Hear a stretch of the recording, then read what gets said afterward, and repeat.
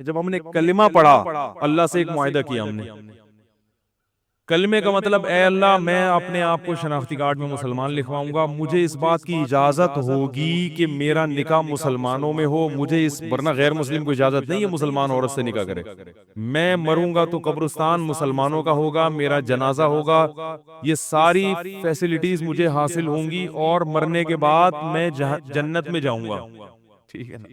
اگر جہنم میں گیا بھی تو سزا کھانے کے بعد میں بالآخر نکل آؤں۔ یہ اللہ سے آپ نے معاہدہ کیا، اللہ نے بھی آپ سے وعدے کر لیے، اب اللہ تو اپنے وعدے کو پورا کر رہا ہے، آپ اپنے وعدے کو پورا نہیں کر رہے، تو یہ کیا ہے؟ معاہدے کی خلاف ورزی ہے۔ آپ نے توبہ کیا، آپ نے کوئی گناہ کیا، اللہ اللہ کا نا گناہ پہ غضب آتا ہے انسان کے اوپر، آپ کو ڈر لگا کہ کہیں غضب نہ آ جائے، فوراً توبہ کر لی، ایک ایگریمنٹ کیا اللہ سے کہ تو اپنے غضب کو مجھ سے دور کر دے، میں تجھ سے عہد کرتا ہوں کہ یہ دوبارہ گناہ نہیں کروں گا، تو یہ بھی معاہدہ ہے کہ آپ مفاد حاصل کر رہے ہیں، کیونکہ توبہ کے بغیر کسی بھی وقت موت آ گئی تو کہاں جاؤ گے؟ جہنم کی آگ میں۔ توبہ کے ذریعے آپ نے اس آگ کو ٹال دیا، لیکن اب آپ اس توبہ پہ قائم نہیں رہتے، دوبارہ گناہ کرتے ہیں، تو یہ بھی عہد کی خلاف ورزی ہے، ایگریمنٹ اور معاہدے کی۔ ایک تو وہ گناہ، وہ جو گناہ کریں گے اس کا گناہ ہوگا، اور ایک توبہ توڑنے کا گناہ ہوگا، تو یہ بھی کس کی خلاف ورزی ہے؟ تبھی قرآن کہتا ہے وَلَا تَشْتَرُوا بِعَهْدِ اللَّهِ ثَمَنًا قَلِيلًا، اللہ سے کیے ہوئے ایگریمنٹ کو چند ٹکوں کے بدلے میں مت بیچو۔ جب اللہ سے عہد کیا کہ یہ اللہ، اے اللہ میں یہ گناہ دوبارہ نہیں کروں گا، تو چند ٹکوں کے بدلے میں، چند ٹکوں سے مراد دنیا کی تھوڑی سی لذت کے بدلے میں اتنے بڑے ایگریمنٹ کو مت توڑو۔ کیوں؟ انما عند اللہ ہوا خیر لکم، اس ایگریمنٹ پہ اگر باقی رہو گے تو اللہ کے پاس جو کچھ تمہیں ملے گا نا، وہ اس دنیا کے چند ٹکوں سے 1000 گنا بہتر ہے۔ ما عندکم ینفد، فرمایا اور بہتر بھی ہے، اور جو کچھ تمہارے پاس ہے وہ کمتر بھی ہے اور ختم بھی ہو جائے گا۔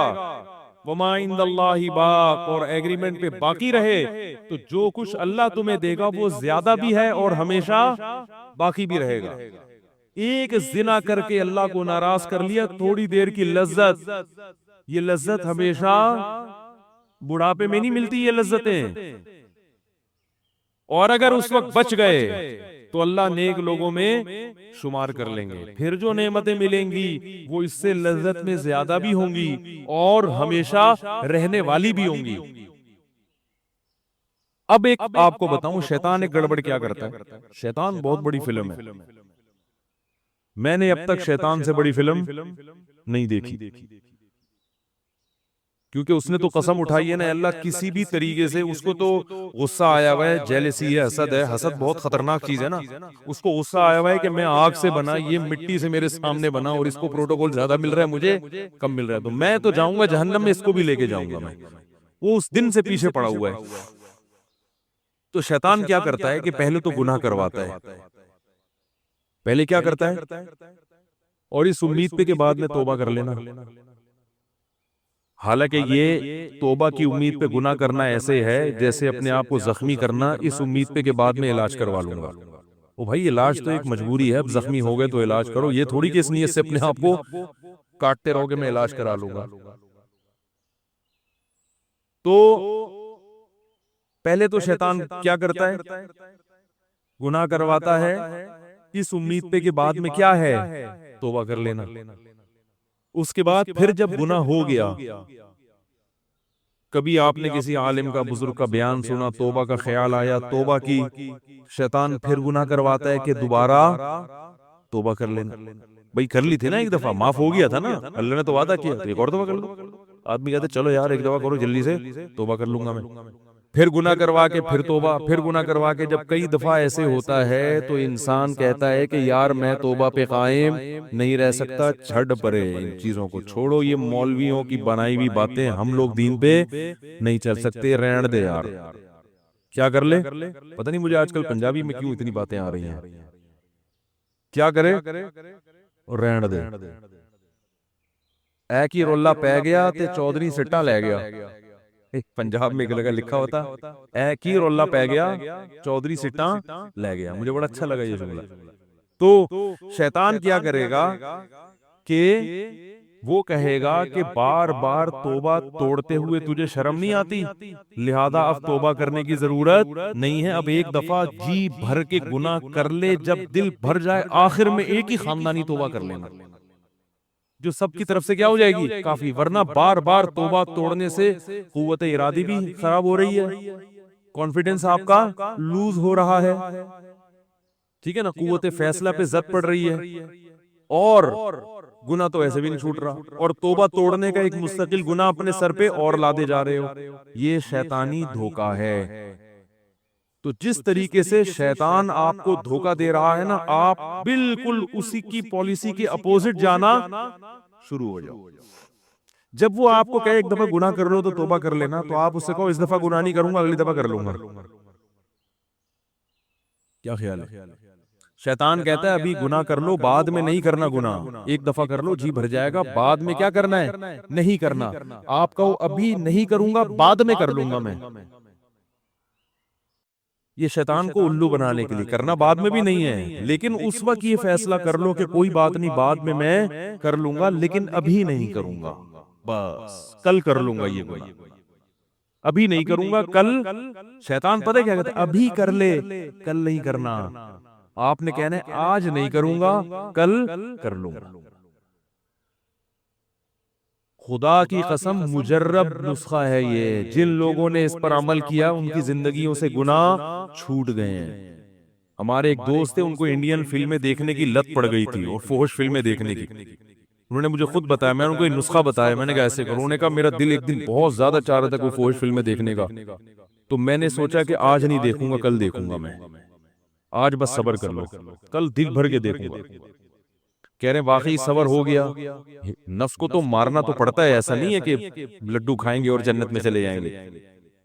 کہہ رہے میں نے ہمت کی, میں نے کہا یار بس کل دیکھ لیں گے نا, کوئی بھاگا تھوڑی جا رہا ہے کمپیوٹر یا انٹرنیٹ. آج صبر کر لو, ادھر ادھر گھومو پھرو, گٹکے کھاؤ, کہیں نکل جاؤ, کہیں سو جاؤ, ایکسرسائز کر لو, تھکا دو اپنے آپ کو تاکہ نیند جلدی آ جائے. کچھ بھی کر لو, کسی بھی طریقے سے اس گناہ سے آج جان چھڑا لو, کل. کیونکہ پتہ ہے کیا ہوتا ہے, جب آپ کہتے ہیں نا کبھی نہیں کروں گا, تو شیطان کہتا ہے پھر تو تیری زندگی کا مزہ کرکرا ہو جائے گا. بھائی کیسی پھیکی پھیکی زندگی ہوگی یار. تو وہ صاحب کہنے لگے میں نے کہا کہ آج نہیں کروں گا, کل لازمی کروں گا. کہہ رہے ہیں اگلے دن پھر جب گناہ کا خیال آئے, میں نے کہا آج نہیں کروں گا, کل لازمی کروں گا. کہہ رہے خدا کی قسم وہ گناہ مجھ سے چھوٹ گیا جس گناہ کے بارے میں میں یہ سمجھتا تھا کہ کبھی بھی نہیں چھوٹے گا. تو شیطان کو آپ نے, جو ٹوپی شیطان آپ کو کرا رہا ہے, آپ نے اس کو پگڑیاں کرانا شروع کر دی. دوسری بات یہ کہ اگر شیطان نے بالفرض کسی سے گناہ کرا دیا, اللہ معاف فرمائے, بڑی مصیبت ہے یہ جب پڑ جاتا ہے نا ان چیزوں میں. تو اب بار بار توبہ جب ٹوٹ رہی ہے, تو شیطان کہے گا ایسی توبہ کا فائدہ کیا جس توبہ پہ آپ قائم نہیں رہ سکتے. توبہ توڑنا بھی تو ایک جرم ہے نا. تو شیطان کو یہ بتا دو کہ توبہ توڑنا تو جرم ہے, اس توبہ توڑنے پر معافی مانگنا یہ جرم نہیں ہے. توبہ توڑتے ہوئے شرم آنی چاہیے, دوبارہ جوڑتے ہوئے شرم نہیں آنی چاہیے. ہاں جرم کی نوعیت بڑھ گئی, ایک پہلے جرم کیا تھا اور ایک توبہ جو توڑ دی ہے. تو جیسے اس جرم کی سزا اللہ سے معافی مانگنا, اس جرم کی سزا بھی اللہ سے معافی مانگنا, اور تگڑی معافی مانگنا. بار بار بھی توبہ کر کے اگر آدمی توبہ کرتا رہے گا, تو توبہ 100 دفعہ بھی کرے گا نا توبہ, تو 1000ویں مرتبہ بھی توبہ کرے گا, تو اللہ تعالی اس بیس پر توبہ کو رد نہیں کریں گے کہ تو پہلے 10 دفعہ یہ توبہ توڑ چکا ہے یا 100 دفعہ توڑ چکا ہے. اس بیس پہ توبہ رد نہیں کی جاتی. کیوں بھئی, اللہ نے کیوں فیصلہ کیا کہ تو 1000 دفعہ بھی کرے گا نا توبہ تو میں توبہ قبول کروں گا, بس یہ فیصلہ کیوں؟ اس لیے کہ اگر اللہ نے کسی بھی وقت آپ کو یہ کہہ دیا کہ تمہاری توبہ کا اب توبہ کا تمہارے پاس آپشن نہیں ہے, تم نے اتنی دفعہ توڑی ہے کہ اب میں تمہاری توبہ قبول نہیں کروں گا، تو پھر آپ کو اللہ کے در کے علاوہ کسی اور کے در پہ جانے کا جواز مل جائے گا۔ دیکھو ابا سے قرضہ لینے گئے اور ضرورت بہت شدید ہے، ضرورت بہت شدید ہے، کھانے کو روٹی نہیں، ایک مثال دے رہا ہوں۔ ابا نے کہا جاؤ اڑے میں پیسے نہیں دیتا، تو کم بخت اڑا دیتا ہے پیسے، تو نے پہلے بھی اتنی دفعہ گٹکوں میں اڑائے ہیں اور یہ اور وہ اور فلانا۔ آپ کا ابا آپ کی تقریر کتنی اچھی کیوں نہ ہو، میں بہت اسراف کرنے والا، میں نے عیاشی میں اڑا دی ہے، پوری جائیدادیں اڑا دی، مگر ابھی میرے پاس روٹی نہیں ہے۔ آپ کی تقریر بہت ٹائٹ ہے، اب اگر آپ نے مجھے پیسے نہیں دیے تو میں وسیم بھائی سے جا کے لے لوں گا، ٹھیک ہے نا؟ تو لوگ بولیں گے اس کا باپ غریب آدمی ہے، اتنے بڑے سیٹھ کا بیٹا اور قرضے مانگ رہا ہے کسی کباڑی سے، کبھی گولے گنڈے والے سے، کبھی ٹماٹر والے سے، تو باپ اپنی یہ بے عزتی برداشت بولو بھائی نہیں کر سکتا۔ اللہ کہتے ہیں کہ 100 مرتبہ بھی اگر توبہ ٹوٹ جائے، آنا کس کے پاس ہے؟ میرے پاس، کیونکہ میں یہ برداشت نہیں کرتا کہ تمہارے یہ ہاتھ میرے علاوہ کسی اور کے در پہ اٹھیں اور تم اس سے امیدیں لگاؤ، کیونکہ اللہ اپنی توحید کے معاملے میں بہت غیرت والا ہے، وہ اپنے ساتھ کسی کی شرکت برداشت نہیں کرتا، اور اسے بندے کی یہ ادا بہت پسند آتی ہے کہ یہ محتاج ہو کے ہاتھ صرف میرے در پہ اٹھاتا ہے۔ جتنی انسان کو روٹی کی ضرورت ہے نا، اس سے کئی گنا زیادہ ضرورت ہے اپنا گناہ معاف کروانے کی، کیونکہ ہمارے پاس اس کے علاوہ کوئی آپشن، کیونکہ اللہ نے گناہ پہ جو سزائیں رکھی ہیں وہ اتنی سخت ہیں کہ آپ اللہ سے کہیں اللہ میں نے 100 دفعہ بھی توبہ توڑی ہے، لیکن میں تیری جہنم کی آگ برداشت نہیں کر سکتا، مجھے معاف کرنا ہے تجھے۔ نہیں آ رہی میرا خیال ہے بات، میں معاف کروا کے چھوڑوں گا، میرے پاس ہے اللہ، اس کے علاوہ کوئی آپشن نہیں ہے۔ میں کتنا بڑا مجرم، بار بار توبہ توڑی میں نے، بار بار معاہدے کی خلاف ورزی کی، لیکن میں جہنم کی آگ برداشت نہیں کر سکتا، جتنا بڑا مجرم ہوں، لیکن یہ کرنا پڑے گا، تجھے معاف کرنا پڑے گا۔ اور اللہ کو معافی کے معاملے میں یہی اسٹائل بندے کا پسند ہے، پیچھے پڑ جائے۔ تبھی حدیث میں آتا ہے اللہ سے یوں دعا نہ مانگو، اللہ اگر تو چاہتا ہے تو یہ کر دے، نہیں چاہتا ہے تو نہیں کر۔ آپ کسی وسیم بھائی سے قرضہ لینے کے لیے جائیں، بولے یار 1 کروڑ روپے چاہیے، کہ واقعی چاہیے، کیا مرضی ہے، دینا ہے تو دے دو، نہیں دینا تو وہ بھی چلے گا، دے گا وہ۔ دنیا میں تو پھر بھی انسان کہتا ہے کہ اللہ دینا چاہے دے دے، لیکن بھائی جہنم کی آگ یہ برداشت نہیں ہے، یہ تو اللہ کے غضب کا نام ہے، تو اللہ کا غضب کون برداشت کر سکتا ہے؟ تو اس میں تو اللہ کے سامنے گڑ گڑانا ہے، اے اللہ 1000 بار میں نے گناہ کیا، 1000 بار توبہ کی، 1000 بار توبہ توڑی، اب 1001 بھی مرتبہ میں آ رہا ہوں تیرے پاس، اب بھی تجھ سے کہہ رہا ہوں کہ یہ جو میں نے گناہ کیے اور جتنی دفعہ توبہ توڑی ہے یہ سارے میرے معاف کر دے، میرے پاس اس کے علاوہ کوئی آپشن نہیں ہے۔ اب شیطان کہے گا کہ کمبخت تو پھر دوبارہ گناہ کرے گا، تو آپ اللہ سے کہو اے اللہ میں تجھ سے عہد کرتا ہوں دوبارہ گناہ نہیں کروں گا، میں یہی کر سکتا ہوں، میرے پاس اس کے علاوہ کچھ استطاعت کوئی بات نہیں۔ اگر گناہ سے بچ نہیں سکا تو توبہ ہی کرتا رہے گا نا، یہی ادا اللہ کو پسند آئے گی، اور شاید اللہ اسی بیس پر معاف کر دیں۔ حکیم الامہ مولانا اشرف علی تھانوی رحمہ اللہ فرمایا کرتے تھے کہ اللہ سے تعلق رکھو، تقوی والا تعلق نہ بھی ہو تو معذرت والا تعلق ہی رکھ لو، دور نہ بھاگو اللہ سے کہ بس یار ہم سے نہیں اور اب چھوڑو یار، کیا دعائیں مانگنا، کیا توبہ کرنا، اپنی زندگی گزارو، یہ تو تعلق ختم کر دیا آپ نے، یہ بڑا خطرناک ہے۔ تعلق رہے گا۔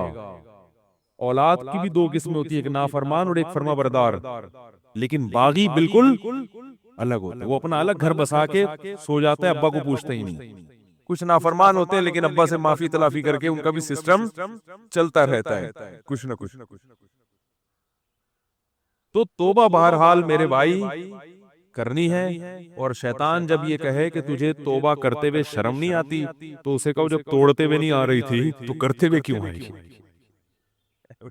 اصل تو شرم بے شرمی کا کام کیا تھا، توبہ توڑنا نا۔ نبی صلی اللہ علیہ وسلم نے فرمایا، بس حدیث سنا کے بات ختم کرتا ہوں، کہ آپ صلی اللہ علیہ وسلم نے ارشاد فرمایا، جب کوئی بندہ کوئی گناہ کرتا ہے اور پھر اللہ کے پاس آ کے توبہ کرتا ہے، تو اللہ فرشتوں سے کہتے ہیں کہ دیکھو یہ مجھ سے معافی کیوں مانگ رہا ہے؟ اس لیے کہ اس کو پتا ہے کہ اس کا کوئی خدا ہے جو اس کو گناہ پہ سزا بھی دے سکتا ہے اور وہ اس کے گناہ کو معاف بھی کر سکتا ہے۔ اس جذبے کی میں نے لاج رکھی ہے، تم گواہ رہو، میں نے اس کو معاف کر دیا۔ فرمایا پھر اس سے گناہ ہو جاتا ہے، پھر یہ دوبارہ آ کے اللہ کے سامنے اسی طرح سے کہتا ہے، تو اللہ کہتے ہیں اس کا مطلب ہے اس کو پتا ہے کہ کوئی اس کو گناہ پہ سزا بھی دے سکتا ہے اور معاف بھی کر سکتا ہے، اسی وجہ سے میرے در پہ آگے معافی مانگ رہا ہے۔ میں نے اس جذبے کی اور اس نظریے کی لاج رکھی، اس کو میں نے معاف کر دی۔ پھر بار بار کرتا ہے، بار بار کرتا ہے۔ اللہ ہر دفعہ کہتے ہیں آ کیوں رہا ہے، یہ گناہ کر کے بھاگ کیوں نہیں گیا؟ اس لیے رہا ہے، اس کو پتا ہے بھائی سزا کا اختیار بھی ادھر ہی ہے اور معافی کا اختیار بھی ادھر ہے، اس کے علاوہ ہمارے پاس کوئی آپشن ہے نہیں۔ تبھی حدیث میں دعا سکھائی ہے، لا ملجا ولا منجا منک الا الیک، اے اللہ تیری تجھ سے بھاگنے کے لیے بھی تیری ہی پناہ گاہ چاہیے ہمیں۔ نہیں، اللہ سے اگر بھاگنا چاہتے ہو نا تو بھاگ کے اللہ ہی کے پاس آؤ گے تو اللہ سے پناہ ملے گی آپ کو۔ اللہ کے عذاب سے بھاگنے کے لیے کہاں جائیں گے؟ اللہ ہی کے پاس آئیں، کیونکہ کوئی اور تو اللہ کے عذاب سے بچا نہیں سکتا۔ لیکن ایک آخری بات یہ کہ اس امید پہ گناہ، یہ تو ایک مثال دی ہے نبی نے کہ بار بار بھی توبہ ٹوٹے گی، اللہ معاف کر دے گا، لیکن مشاہدہ یہ ہے کہ جو لوگ بار بار گناہ کر کے توبہ کو توڑتے ہیں ان پر ایک ایسی نحوست آتی ہے پھر کہ وہ پھر توبہ پر وہ پھر گناہوں کے دلدل میں پھنستے چلے جاتے ہیں اور ان سے توبہ کی توفیق سلب کر لی جاتی ہے۔ فرعون کے تبھی قرآن نے کہا نا، ختم اللہ علی قلوبہم، اللہ ان کے دلوں پہ کیا کر دیتے ہیں؟ مہر لگا دیتے۔ فرعون کے دل پر مہر لگ گئی تھی، تو اس لیے ہو گیا اللہ نہ کرے تو پھر توبہ کرو، اس امید پہ گناہ کرنا کہ میں توبہ کرتا رہوں گا، یہ بڑی خطرناک بات۔ تو جلدی سے میں آیت کو مکمل کروں۔ فرمایا کہ کسی یتیم کا مال مت کھاؤ اور معاہدے کی خلاف ورزی مت کرو۔ تو عہد کی خلاف ورزی میں جو اللہ سے کیے ہوئے عہد ہیں وہ بھی آتے ہیں، آپس میں جو ایگریمنٹ ہم ایک دوسرے سے کرتے ہیں وہ بھی اس میں ایگریمنٹ، کوئی بھی معاہدہ ہے۔ یہ لوگ کیا کرتے ہیں ایگریمنٹ میں؟ ایک اچھی مثال آئی ذہن میں، اسٹیٹ ایجنٹ کیا کرتے ہیں؟ مکان کا سودا کر لیا، ادھر سے ایڈوانس بھی لے لیا، بعد میں کوئی اچھا کسٹمر آیا تو پرانے والے کو ٹوپی کرا دی اور اس کو کہہ دیا اصل میں وہ اس پلاٹ میں نہ کوئی فالٹ نکل آیا، اس کی فائل میں کوئی مسئلہ نکل آیا ہے تو یہ گڑبڑ ہو گئی ہے، لہذا آپ رہنے دیں یہ پلاٹ۔ مقصد کیا ہوتا ہے کہ نیا کسٹمر اچھا مل جاؤ۔ تو یہ بھی ایگریمنٹ ہے۔ جب آپ نے بیانہ لے لیا تو بیانہ ضمانت ہوتی ہے اس بات کی کہ اب آپ اس بات کے پابند ہیں کہ آپ یہ پلاٹ کسی اور کو نہیں بیچیں گے۔ ہاں اس کی اجازت سے بیچ سکتے ہیں، بھائی معاہدہ ہوا تھا لیکن یار مجھے بڑے اچھے پیسے مل رہے ہیں، بڑی مہربانی یار، تم اپنی خوشی سے چھوڑ دو۔ پر کون چھوڑے گا بھائی؟ وہ کیوں چھوڑے گا بھائی؟ میں بیانہ دے چکا ہوں، ابھی میرا حق ہے کہ مجھے دیا جائے۔ تو یہ بڑی زبان آج سب سے جو سستی چیز ہے نا وہ مسلمان کی زبان بن چکی ہے۔ کوئی بھروسہ نہیں ہے کب دو نمبری کرے گا، کب زبان دے کے مکر جائے گا۔ اسی طرح یاد رکھو یہ جو منگنی ہوتی ہے لڑکا لڑکی میں، یہ منگنی بھی ابتدائی مراحل میں تو وعدہ ہے، معاہدہ نہیں ہے۔ وعدہ کا مطلب بھائی آپ کہتے ہیں کہ بھائی ہم یہاں شادی کریں گے، ایک وعدہ کر لیا آپ نے ان سے۔ لیکن اگر یہ اس اسٹیج پہ پہنچ چکی ہے کہ وہ اپنے آپ کو باؤنڈ سمجھنے لگے ہیں آپ کی وجہ سے، اور وہ اب اچھے اچھے رشتوں کا آپ کی وجہ سے انکار کر رہے ہیں، تو پھر اس اسٹیج پر یہ وعدہ نہیں ہے بلکہ یہ کیا ہے؟ ایگریمنٹ ہو چکا ہے۔ بعض دفعہ ایسا ہوتا ہے آپ نے سر سیدھے سے بولا ہاں بھائی ہم یہاں شادی کریں گے، لیکن وہ کوئی باؤنڈ نہیں ہوتے اس کی وجہ سے، وہ اچھا رشتہ آ جائے تو وہ بھی آپ کو کہہ دیتے ہیں کہ بھئی ہمیں، یا وہ آپ سے پوچھ لیتے ہیں۔ لیکن بسا اوقات جو پکی ڈھکی منگنیاں ہوتی ہیں، ڈیٹ طے ہو گئی، شادی کی تاریخ طے ہو گئی، اچھا خاصا سارا ارینج ہو گیا، وہ کئی رشتوں کو اب انکار کر رہے ہیں، بھئی ہمارے یہاں بات ہو گئی، آپ کو کوئی اچھا ملا تو پرانی والی کو آپ نے ٹوپی کرا دی۔ یہ بھی بہت ہو رہا ہے، ان کو بیوقوف بنا دیا۔ وہ 1 سال سے 2 سال سے آپ کے انتظار میں ہے اور آپ کو ذرا اچھا رشتہ ملا تو پرانے والوں کو اب وہ جو اس لڑکی کے اتنے اچھے رشتے آئے درمیان میں، وہ سب ان کو آپ کی امید پہ وہ کیا کرتے رہے ہیں. اسی لیے میں منگنیوں کا قائل، علماء میں کوئی بھی قائل نہیں ہے. اسلام میں منگنی کا لفظ ہی نہیں ہے. پیغام بھیجو، قبول ہو گیا تو شادی کر دو، قبول نہیں ہوا تو، اور قبول ہونے میں وہ ٹائم لگا لیں، چاہے جتنا ٹائم لگا لیں تفتیش میں. منگنی نہیں کرنی چاہیے، یہ غلط ہے. اور منگنی کے فوراً بعد شیطان وسوسے دونوں کے دل میں ڈالنا شروع کر دے. لڑکی کے دل میں پتہ نہیں یہ بندہ صحیح ہے بھی کہ نہیں ہے، اس کے دل میں شیطان توڑنے کی کوشش میں لگ جاتا ہے. تو یہ بھی اسی طرح نکاح بھی ایک ایگریمنٹ ہے، معاہدہ ہے. ہاں منگنی میں اتنا ضرور ہے کہ کوئی عیب پر مطلع ہو گئے آپ، اگر لڑکی والوں کے کسی عیب پر کہ بھئی ہمیں پہلے نہیں پتا تھا کہ یہ اس میں عیب ہے، اب پتہ چل گیا، تو پھر توڑ سکتے ہیں. اسی طرح اور کوئی آپ کے ساتھ کوئی ایسا عذر پیش آ گیا کہ آپ مجبور ہو گئے، پھر اس میں آپ کہہ سکتے ہیں کہ بھئی پہلے یہ عذر نہیں تھا، اب یہ ایک نیا عذر پیدا ہو گیا، یہ مسئلہ پیدا ہو گیا، تو پھر ایک الگ بات ہے. تو زبانیں جو ہے نا گھوم رہی ہیں، جہاں مفاد نظر آیا فوراً ٹن مارا، ادھر کو چلے گئے. کسی کی زبان پر کوئی اعتماد نہیں ہے. کوئی کچھ بھی بول دے، آدمی کو اعتماد ہی نہیں ہوتا کہ پتہ نہیں یہ کرے گا. جو نیک لوگ ہیں وہ تو جب وعدہ کر لیتے ہیں نا، اس میں بھی پیچھے نہیں ہٹتے. اور یہ بات یاد رکھو، جب آپ کسی سے وعدہ کرتے ہیں تو اگر اس پر وقت پر کام نہیں کرتے تو پہلے اطلاع دینا واجب ہے، کیونکہ اکثر ایسی صورت میں سامنے والے کو تکلیف کا سامنا کرنا پڑتا ہے. صحیح ہے نا. میں نے ابھی کال ٹائمنگ کیوں ہٹا دی ہے نیٹ سے؟ میں نے کال ٹائمنگ بتائی ہوئی تھی صبح 4:30 سے 5 اور شام 10 سے 10:30. اب کئی بار ایسا ہوا کہ 10 سے 10:30 میں کوئی ایمرجنسی، کوئی مصروفیت آ گئی، جیسے بڑوں کی کال آ گئی، بڑوں نے بلا لیا، اب ان کو تو نہیں منع کر سکتے، ہم مدرسے سے کال آ گئی آپ آ جائیں. اب 10 سے 10:30 میں کال ریسیو نہیں کر سکا تو لوگوں کے میسج آ رہے ہیں، ٹائم دے کے آپ پیچھے ہٹ جاتے ہیں، منافقت ہے، بیانات میں کیا کہتے ہیں، اور یہ اڑے بھائی. اب میں اگر وہ کال ٹائمنگ ہٹاتا ہوں تو مجھے ڈر ہے کہ پھر لوگوں کو پتہ ہی نہیں چلے گا کس ٹائم کال کرنی ہے. لگاتا ہوں تو بسا اوقات ایمرجنسی ہوتی ہے. اب میں کیسے پوری دنیا کو بتاؤں کہ بھئی میں آج مصروف ہوں؟ وہ تو روزانہ کی شیڈول ہے. تو میں نے کہا کہ یہ کال ٹائمنگ ہٹا ہی دو، صرف اس لیے کہ بعض دفعہ ایسا ہوتا ہے کہ کوئی آدمی 2 گھنٹے سے 10 بجنے کا انتظار کر رہا ہے کہ 10 بجیں گے تو مفتی صاحب کو فون کروں گا. میں سارے کاموں کا آگے بھی مفتی صاحب کا فون بن جا رہا ہے، جب اٹھا ہی نہیں رہے، وہ JTR میڈیا پہ مصروف ہو گئے. تو اسی وجہ سے لوگوں کو تکلیف سے بچانے کے لیے ہم نے کال ٹائمنگ ہٹا دی ہے، لیکن ابھی تک اس کا کوئی آلٹرنیٹ سمجھ میں نہیں آ رہا کہ کیا کریں. کوئی ٹائم دیں گے تو باؤنڈ ہونا پڑے گا، اور باؤنڈ 100% روزانہ میں ہو نہیں سکتا. متفرق کام ہے نا، کبھی مصروف ہو گئے تو پھر کیسے کریں گے؟ تو اب اس پہ مشورہ کریں گے، کوئی ایسا سافٹ ویئر ہو کہ بھئی جیسے ہی اس ٹائم پہ کال آتی ہے تو خود بخود بتا دے کہ کال ہے، لیکن آج اتفاق سے نہیں، آپ آج فلاں ٹائم پہ کال کر لیں. کچھ اس طرح کا سیٹ اپ بنا کے دیں آپ. ٹھیک ہے؟ تو یہ جو وعدے ہیں میرے بھائی، ان کی خلاف ورزی مت کیا کرو، اس سے مسلمانوں کو تکلیف ہوتی ہے، کسی کو بھی تکلیف ہوتی ہے، وہ کسی کو تکلیف دینا جائز